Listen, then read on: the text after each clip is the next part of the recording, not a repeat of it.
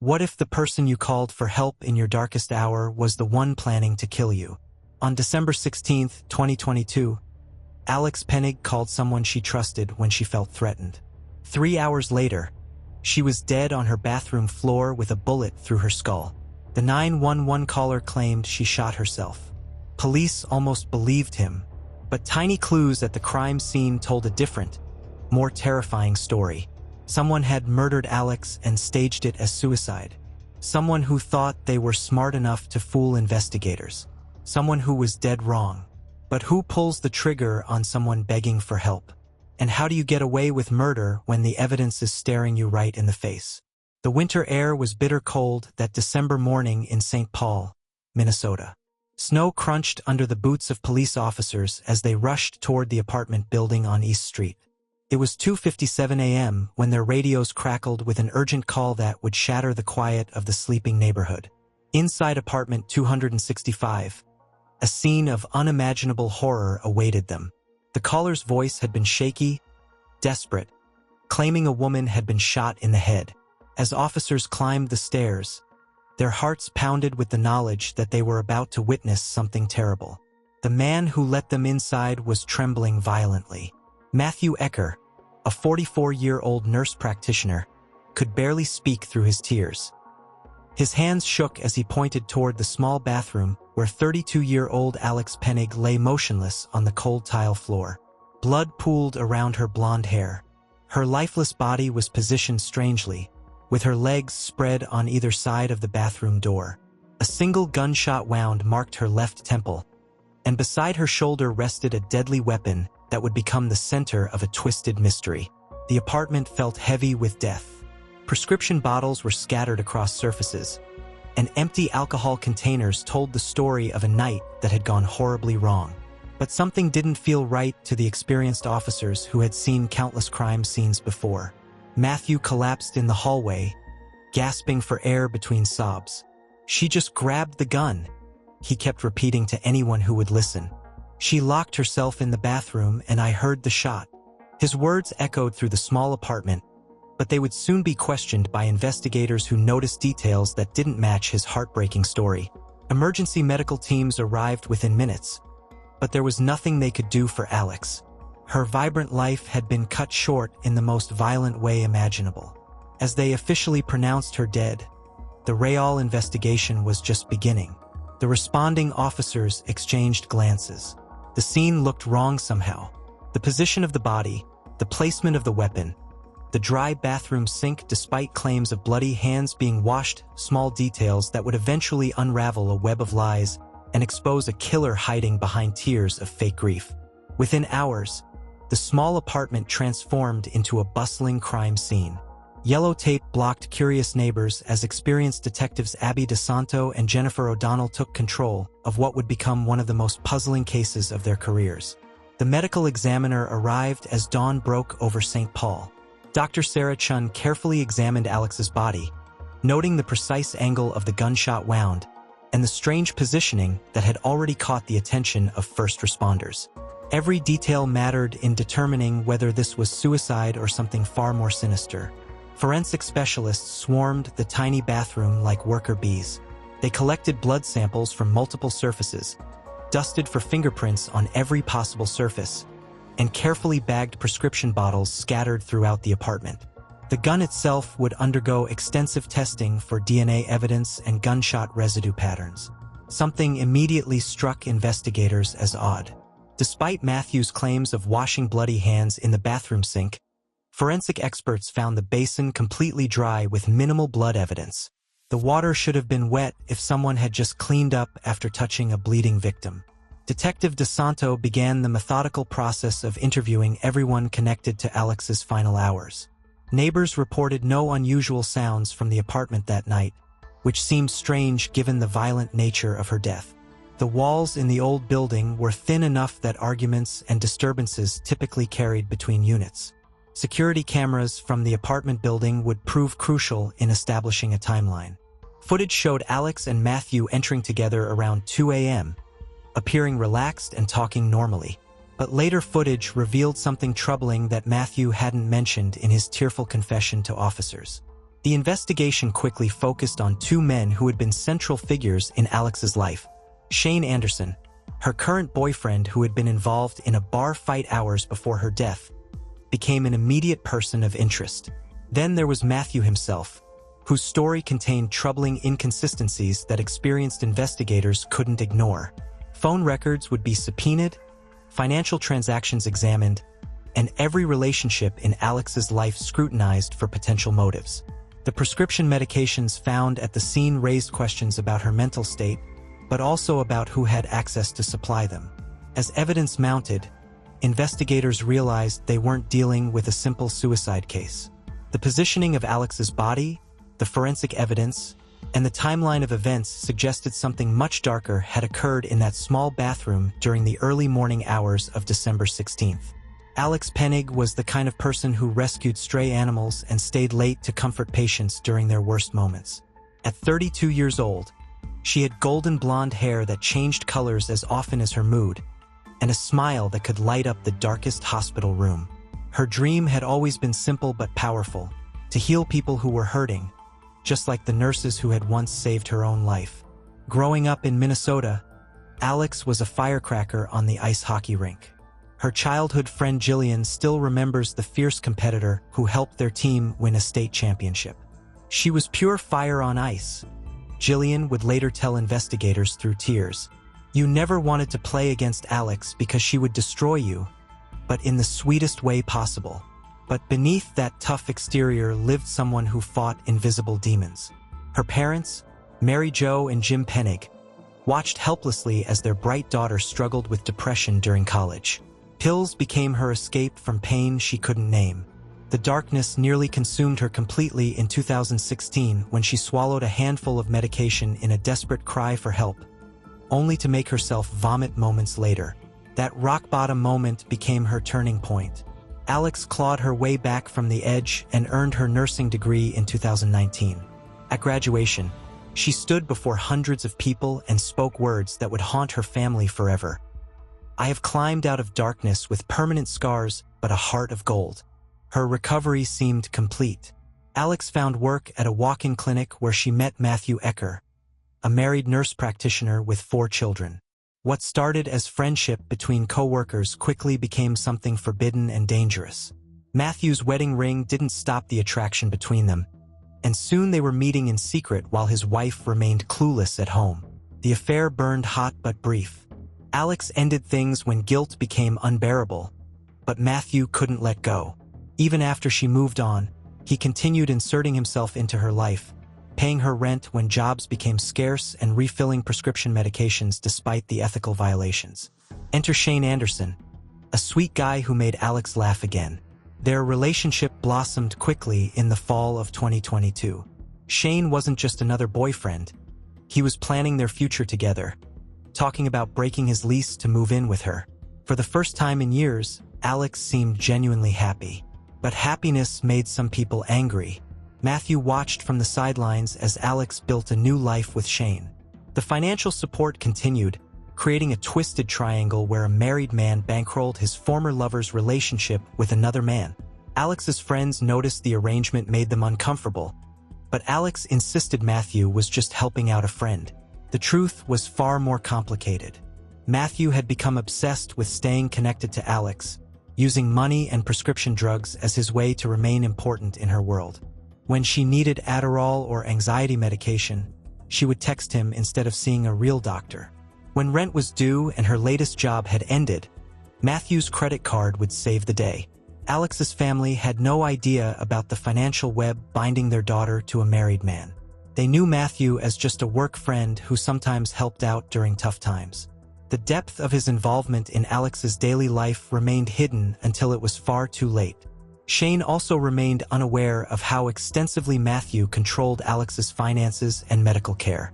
He knew about their work friendship but had no clue about the thousands of dollars changing hands or the prescription medications being illegally refilled by someone who wasn't Alex's doctor. This dangerous secret would prove to be the spark that ignited a deadly confrontation. Because when people have too much to lose and too many lies to protect, violence becomes their final solution. December 15th, 2022 started like any other Thursday for Alex Pennig. Text messages show she was in good spirits, joking with her mother about holiday plans and discussing moving in with her boyfriend Shane. Her digital trail painted the picture of someone looking forward to the future, not planning to end her life. The final hours began when Alex's phone buzzed with an urgent call around 11 a.m. Matthew Ecker was driving to work in Fergus Falls, 3 hours away, when Alex reached out claiming she needed help escaping a dangerous situation with Shane. Phone records would later show this conversation lasted 18 minutes.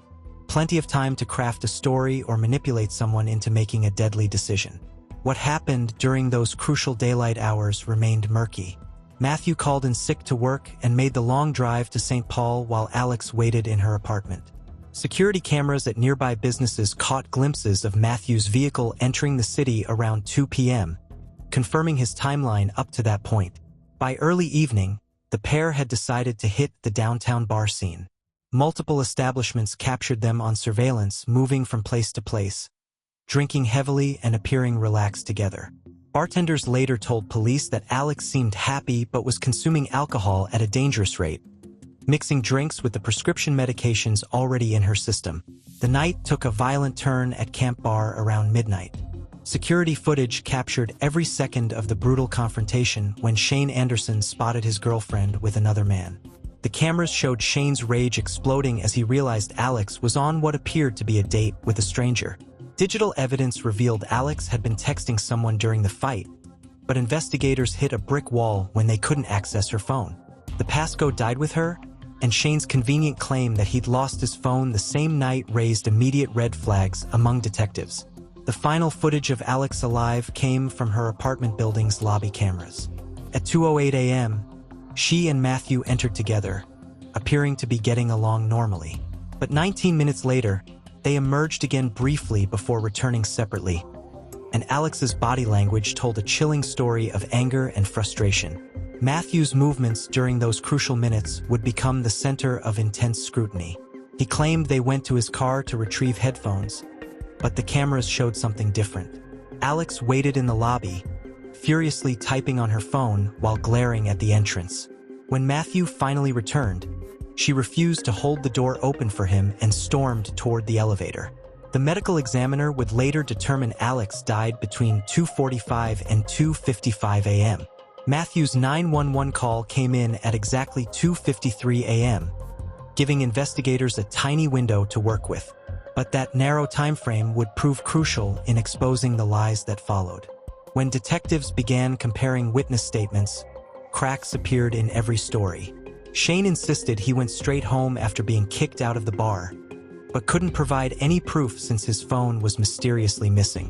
Matthew claimed Alex grabbed his gun and killed herself, but forensic evidence suggested the bathroom door was forced open before she died. Neighbors reported hearing no gunshot despite the thin walls between apartments. Bar staff remembered Alex seeming upset about something beyond just the fight with Shane. Even her cats, usually friendly and social, were hiding under furniture when police arrived, behavior that suggested they'd witnessed something traumatic. The timeline reconstruction painted a picture of a woman whose final night spiraled from celebration to confrontation to death in less than 3 hours. But the more detectives dug into those final moments, the more they realized someone was lying about what really happened when Alex Pennig drew her last breath. Detectives knew the ugly truth about murder: it usually comes from someone you trust. As they built their suspect list, 3 names rose to the top, each carrying secrets dark enough to kill for. Shane Anderson looked guilty from the moment police knocked on his door. The boyfriend who'd thrown punches just hours before Alex died, who conveniently lost his phone the same night, who had anger issues bad enough to punch holes in closet doors during fights. His reaction to news of Alex's death seemed genuine, but seasoned investigators knew that even killers could produce real tears. The hole-punched closet door in Alex's apartment told its own violent story. Shane admitted to the damage during a drunken rage weeks earlier, proving he had a history of explosive anger when things didn't go his way. His claims of planning a future with Alex rang hollow when detectives learned about his jealous nature and controlling behavior. But Shane's alibi was surprisingly solid. Multiple witnesses confirmed he'd been kicked out of the bar, and security cameras showed him leaving alone. Unless he'd somehow snuck back into Alex's building unseen, His window of opportunity was closing fast. Matthew Ecker presented a different kind of danger. The obsessed former lover who refused to let go. Married with 4 children, he'd been financially supporting his ex-mistress for months, while secretly refilling her prescription medications. His 3-hour drive to rescue Alex raised immediate suspicions about his true motives that night. The financial web Matthew had woven around Alex was staggering. $28,000 in rent payments, grocery money, and other expenses, far more than a casual friend would provide. His family claimed he was just being generous, but investigators saw something more sinister. A man using money to maintain control over a woman who tried to move on. Then there was Matthew's bizarre behavior after finding Alex's body. His story kept changing, first claiming he never touched the gun, then admitting he'd moved it to his suitcase before placing it back on her body. What innocent person tampers with evidence at a crime scene? Other potential suspects emerged from Alex's complicated life. Former co-workers who'd witnessed her struggles with addiction, ex-boyfriends from her darker days, even patients who might have developed unhealthy attachments to their beautiful nurse. Each relationship was examined for signs of obsession, rejection, or revenge. But as detectives dug deeper, one suspect's story crumbled faster than the others. The man who claimed to be Alex's protector, who insisted he'd only come to save her from danger, whose tears seemed so genuine in those first moments. He would soon be revealed as something far more terrifying than a grieving friend. The investigation was about to expose a killer hiding behind a facade of love and concern. Someone who'd used Alex's trust and vulnerability to get close enough to destroy her when she threatened his carefully constructed lies. The breakthrough came from an unlikely source, a tiny piece of metal no bigger than a wedding ring. When forensic technicians moved Alex's body, they discovered a fragment from the bathroom door lock lying directly underneath her head. This single piece of evidence would shatter Matthew's entire story. If Alex had truly locked herself in the bathroom and shot herself as Matthew claimed, that metal fragment should have been anywhere except under her body. The only way it could have ended up there was if the door was forced open before she fell to the ground, meaning someone had broken in and shot her while she was still alive. Security footage delivered the second devastating blow to Matthew's credibility. The lobby cameras captured their final moments together, and Alex's body language screamed of anger and betrayal. She stormed through the building, refusing to hold doors, while Matthew followed behind with guilty shoulders hunched in defeat. This was no happy couple returning from a fun night out. The forensic analysis of the gun revealed more shocking truths. Despite Matthew's claims that Alex grabbed his weapon and pulled the trigger, her DNA was found on the grip, but his fingerprints were completely absent. For a gun owner who admitted handling his weapon that night, the complete lack of his genetic material suggested one terrifying possibility: he'd wiped it clean. Gunshot residue patterns told their own story of deception. Alex's left hand showed particles consistent with firing a weapon, but experts noted something crucial. She was right-handed. The awkward positioning required to shoot herself with her non-dominant hand while allegedly backing into a bathroom defied logic and physics. The dry bathroom sink became a symbol of Matthew's crumbling lies. He insisted he'd washed bloody hands immediately before calling 911, but forensics found no moisture, no blood traces in the drain, and no water stains on the faucet. Either he was lying about helping Alex, or he'd waited much longer than claimed before reporting her death. Phone records revealed Matthew's obsessive behavior in the weeks before Alex's death. Desperate text messages begging her to let him refill medications, emotional pleas about needing to see her, and increasingly frantic attempts to maintain contact with someone who was clearly trying to distance herself from his suffocating presence. The final piece clicked when investigators realized Matthew had prescribed every single medication found in Alex's apartment. This wasn't just unethical, it was evidence of control. He'd been managing her mental state through drugs, keeping her dependent while positioning himself as her savior from problems he may have helped create. When confronted with this mountain of evidence, Matthew's mask finally slipped. His story changed again, this time admitting he'd moved the gun and tampered with the crime scene. But his explanation made no sense to anyone except a desperate man caught in lies too big to maintain. The net was closing, and Matthew Ecker was running out of stories to tell. The arrest shattered Matthew Ecker's world in minutes. Police arrived at his family home on a quiet morning, cuffing him in front of his 4 children as neighbors watched in shock. The respected nurse practitioner who'd built a reputation saving lives was now accused of taking one in the most brutal way possible. Matthew's reaction was ice-cold calculation mixed with desperate denial. "This is a mistake," he kept repeating as cameras flashed outside the courthouse. "I loved Alex. I would never hurt her." But his composed demeanor cracked when detectives showed him the metal door fragment that destroyed his suicide story. In the interrogation room, psychological warfare began immediately. Detective DeSanto spoke softly, almost motherly, while Detective Zebro played the aggressive bad cop. They tag-teamed Matthew for hours, presenting evidence that made his lies impossible to maintain. "The blood was dried when we got there, Matthew," DeSanto explained calmly. "That takes time. Much more time than you claim passed before calling 911. Matthew's hands shook as he realized how thoroughly the evidence contradicted his timeline. When confronted with the security footage showing Alex's anger in the lobby, Matthew finally cracked partially. He admitted moving the gun, claiming panic drove his actions. But he maintained Alex shot herself, even as detectives proved the bathroom door was forced open before her death. The trial began in February 2024 with media circus surrounding the courthouse. Prosecutor Sarah Williams painted Matthew as a controlling predator who'd murdered Alex when she threatened to expose their affair to his wife. After 9 agonizing hours of deliberation, the jury reached their verdict. The courtroom was dead silent as the foreman stood.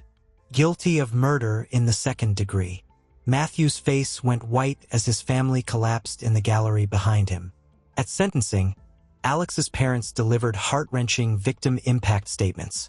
"Our daughter was stolen from us by someone she trusted," Mary Jo Pennig said through tears. "He took our baby and destroyed our family forever." Judge Patricia Williams showed no mercy. "You betrayed Alex's trust in the most violent way possible. 30 years in prison is the price for that betrayal." The gavel's bang echoed through the courtroom like a gunshot, sealing Matthew's fate. Matthew's family still believes he's innocent, promising to fight his conviction forever. But for Alex's loved ones, justice had finally been served for the nurse whose only crime was trusting the wrong man with her life.